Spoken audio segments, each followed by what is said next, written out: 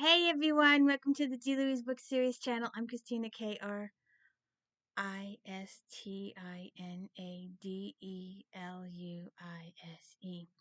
And I spoke about in my previous video how I'm taking a chance reading books outside my wheelhouse. And this was pretty good. Um Cheryl Crane, The Bad Always Die Twice. And this was a little different for me. For the first time, I read a story where the real estate agent solves a murder. And I just interviewed for a real estate job a couple weeks ago. Um, I read cozy mysteries where there's a bookshop owner solves a mystery, or a bookshop owner with a joint tea shop solves a murder. Sherlock's. A tea shop person solves a mystery. A librarian solves a mystery. A midwife, a book club group solves a murder. A bike shop owner solves a murder. But this is my first real estate agent solves a murder, which was cute. And what bothered me from the start, well, I love her mom. Her mom's just great. Her mom could be her partner in crime type of situation thing going. But I was a little taken back by the lack of friendship between her and the best friend. I would have thought it would have been a little bit better than that. Um, but so I should say that I should give a Nikki Harper realtor to the stars and daughter of 1950s screen goddess Victoria Bordeaux. Hollywood is home, a completely dysfunctional home populated by a cast of crazies, true, but home nonetheless. When Nikki's no stranger to scandal, she's shocked to receive a hysterical phone call from her business partner Jessica Martin saying that the TV has been Rex Martin has been found dead in Jessica's bed. More shocking than Rex's death is the fact that, as far as anybody knew, Rex was already dead 6 months ago. The star of the '70s sitcom Shipcom Vacation was reportedly killed when his plane crashed in Moldavia Desert. Okay, so that just sets it up for you. But I have some bookmarks here. Okay. So,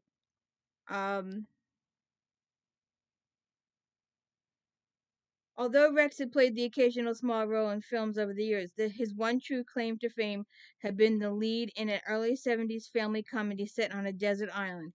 It wasn't a great hit at the time, but it's become a residual blockbuster on Nickelodeon and stuff like that. And you know what I'm thinking? Gilligan's Island. Been there, done that. Sorry. Watched it as a kid. And then, let's see. Um, Back at her place, Nikki and Jessica had both showered, and while Jessica lay down, Nikki had thrown on some clothes and run out to get bagels. She didn't want to leave Jessica alone for long, but on impulse, she made a detour to Jessica's apartment building. She knew the logical thing to do was just let the police handle the investigation. But all these years of guilt about leaving her father's murders to the authorities told her that she couldn't bring herself to do it. If she'd only interfered in that case, maybe her dad's killer wouldn't have gotten away scot-free to kill again. So that was good. I like that. That was an explanation as to why she's doing it. Sometimes you don't get that in some of these books, but this was a flat out, this is why I'm doing it explanation, and I thought that was really important. So this other thing, this little old lady who ends up being more important, spoiler, than we first think, says she saw Jean-Luc Picard was in her garden. I just finished watching Picard, the series on Paramount Plus, and I started rewatching Next Gen, so it just cracked me up.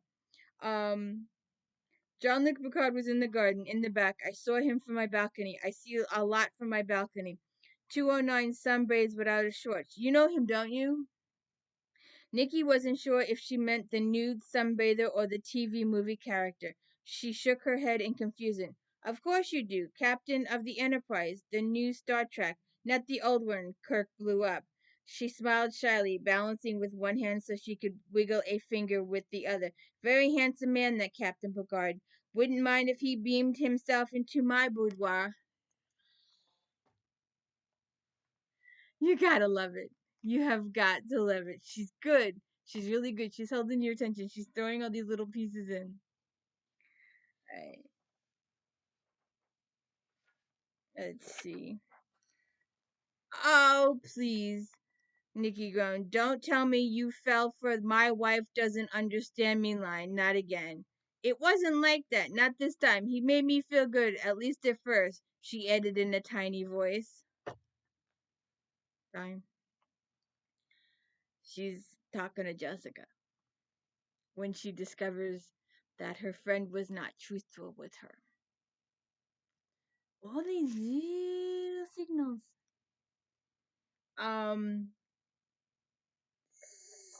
See.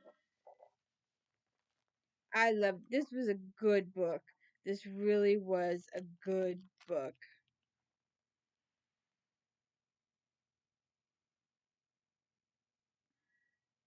My dear, Victoria turned her full attention to Nikki. If there's one thing I know, it's men. I've survived 7 marriages, 9 if you count the second time I married John and Sid. Let me tell you, men are ultimately about themselves. We women will kill to protect the men we love. Men will kill to protect the men they love. She patted Nikki's arm. Themselves. I love her mother. Her mother is so cool. I like her mother. She's cool. And I liked the book. I got drawn in. I got into the characters. It was a good moving character they're in. I'm sorry, maybe Nikki in some of these books that I've read previously, they'll maybe partner up with a real cop and be, solve it with the cop or have a cop connection. She really didn't. And I was kind of missing that, but it was good because it held my attention and it was a good, easy read. There was no stops. It was a good, smooth, easy read. It held my attention. Um,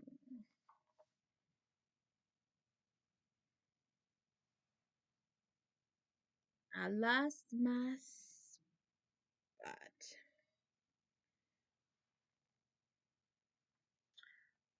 Living beyond his means, maybe wife problems, and his career was certainly in the toilet, hence the money problems. But he had to be making millions on the residuals for a stupid TV show he started in. Nickelodeon plays it 7 nights a week. But who knows how he spent his money? Gambling, whores, drugs. She scowled. Okay, so what if he did run away to Spain with the nanny? Why come back? It's a mystery, isn't it?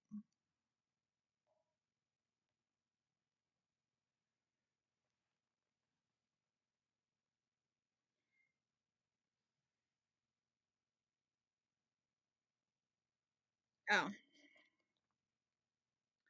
Nikki wanted to throw her glasses at him. Instead, she perched them on Stanley's nose. They were vintage Perso, and he looked pretty cute in them. Whoever killed him obviously knew he was alive, so I've got to find out who knew. How about his wife? That's what Mother said. She scratched Stanley behind his sunglasses. Edith isn't a killer. Did she know her husband was still alive? I went to see her. She says not. She seemed genuinely upset. You actually asked her? Marshall chuckled. Damn, girl, you've got gonads. You're going to hang a shingle, Nikki Harper, PI? See? See? I'm telling you. All right. One, couple more. I take notes when I read these stupid things. So she's talking to her brother, and he's a little mentally handicapped, and I have experience with the mentally handicapped, and it cracked me up. She's talking to him, and he goes, "I think Ginger did it. You know, the redhead. She killed Rex Mark." Nikki had no idea who he was talking about. Ginger? The movie star. She'll try to make it look like the professor or Marianne did it, but the truth will come out. Ah, Nikki said, her synapses finally firing from Gilligan's Island. She sipped her water and then reached for the straw, taking her time ripping the paper off. Rex was on shipwreck vacation. It was a different show. See? We're still thinking Gilligan's Island. Marianne and the Professor do. Sorry, I can't sing. So, one more little tidbit that I had to go look for. Edith just sat there looking at Victoria. Victoria kept talking. The police always look at the wife, dear. In the end, it's nearly always the wife who done the bastard in. Pardon my French. You saw Twice Shy, didn't you? I played the widow, Melissa. So, it held my attention, and as we got closer to the end, it started pointing fingers at all these different people. Seriously, pointed fingers. We had some suspects, and she visited each suspect individually. Which, again, I want to know why my heroine never calls for backup. In some of the series I've read before, they've got best friends, or their boyfriend was a cop, or they knew somebody like that, and they went. But she's doing all this by herself. And, there was that other book I read, the child's book, and I'm gonna read another one. Where I'm sitting there going, call for help! But she does it like 3-4 times. So that's it. But so she goes in. She's like, oh, light bulb goes XYZ, and then this whole bad incident happens. Well, actually, she does it 3 times. She goes and sees XYZ, and there's a huge confession, and it was cool because, like I said, they're mentally handicapped. And then, because that came out of nowhere, it was just out of the blue. It was thrown in there. It was interesting. It was very cool. It was very curious. It was new. None of my books I've ever read have ever pulled something like that out of the hat before. That was cool. And then she's like, oh, well, if it's not this, it's got to be that, him. So she goes over there by herself again. And she ends up in serious trouble again. More serious trouble than the last 2 times she confronted somebody. And she doesn't stay and talk to the police, or at least it doesn't say it in the books. She has this light bulb moment, and she goes to confront the real killer. Alone. Again. What the F? Alone. Again. 3 times this chick goes after people by herself. Unarmed. Unprotected. But I love the relationship between her and her mom. It was really cool. It was really interesting. It was a good mystery. It was a good whodunit because it's a complete sort of surprise. Although, when you find out who it is, you're like, well, duh. Because there were so many little ding, ding, ding, ding, ding, dings. But you're so busy with the story and the whodunit and the following the thing that you don't see it until the end. And then when you get to the end, you're like, oh, I understand. I know. I see it now. I see it. But while you're reading it, you don't see it. But once you finish it, you're like, oh. But she still shouldn't have gone alone. 3 times she goes alone to. And again, it just occurred to me, I forgot to say, please like and subscribe to the video at the beginning of the video. It's really important to like the video. It's massively important. I don't know why nobody does it. I've watched other people and they have like millions of viewers and 2 likes. So it's really important to do the likes and subscribes. Please, please, please. Show me some love. I've read like 3 books today. So this was good. It held my attention. I liked it. I enjoyed it. I could see myself reading another book by her. Um, so it was good. The whodunit was a surprise, although, like I said, there was little hints. Some books don't give you those hints. Some books you don't see it. Um, but if you were paying attention, when you finish it, you're like, oh, okay. Because sometimes the whodunit's just like a little character. One of the other books I read, he was like a major sideline character. You really didn't see him. He didn't show up much. Um, and that was like, oh my god. Like, when I first saw the character, I was like, oh yeah, definitely. That sounds like something an author would do, would throw that little character in there and he would be done it. But not this one. This was a pretty major character, and it was a surprise, and it was good, and it was a good whodunit. So if you want to find out what happened and all the little clues that she should have been reporting to the police as she found them, because she found some good factual information, and it's good. And please like and subscribe to the video. My baby boy's coming. Just a sec. I can't stop because